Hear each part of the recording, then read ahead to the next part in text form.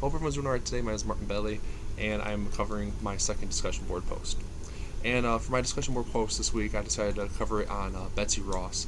A little bit about her before I actually begin. When you think about females in the American Revolution, Betsy Ross is easily one of the first people you think of.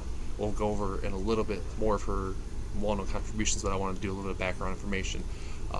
Betsy Ross was born. Her original name was Elizabeth Gruesome. Excuse me.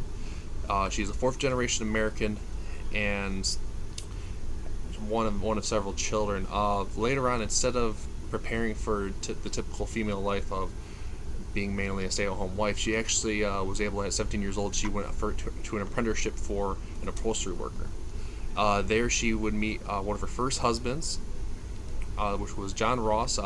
She met him when she was 17 years old. They married in 1772, and later on they would open a upholstery business.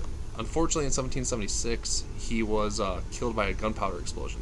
She would later marry two more times. Her second husband who was a sailor, who was actually captured when at sea by the British Navy, and he was eventually died as a prisoner later on.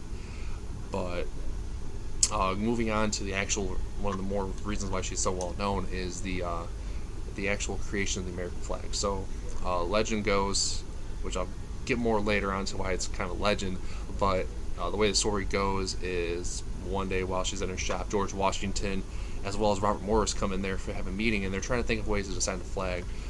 Some of the things they talked about was George Washington wanted 13 stripes. He wanted stars. He originally wanted 6-point stars, but then because it's easier to make, Betsy Ross decided to make them with the 5-point stars, and she decided to make it in a circular pattern, which is what we all know as an original flag.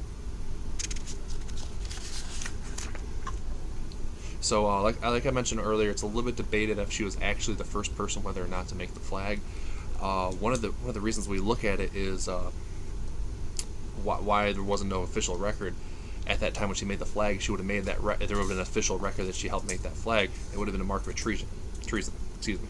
So definitely interesting to look at there. But one thing that was verified, what she did do, she was verified as a flag maker who made ships' colors and other things by a 1777 record from the Pennsylvania State of the Navy Board. So a little interesting there. I mentioned earlier, she's one of the most easily recognized females from a historical standpoint from the American Revolution. Later on, marketing campaigns would take advantage of that in the 19th, 20th century, where they would use her name as a marketing ploy to appeal to females.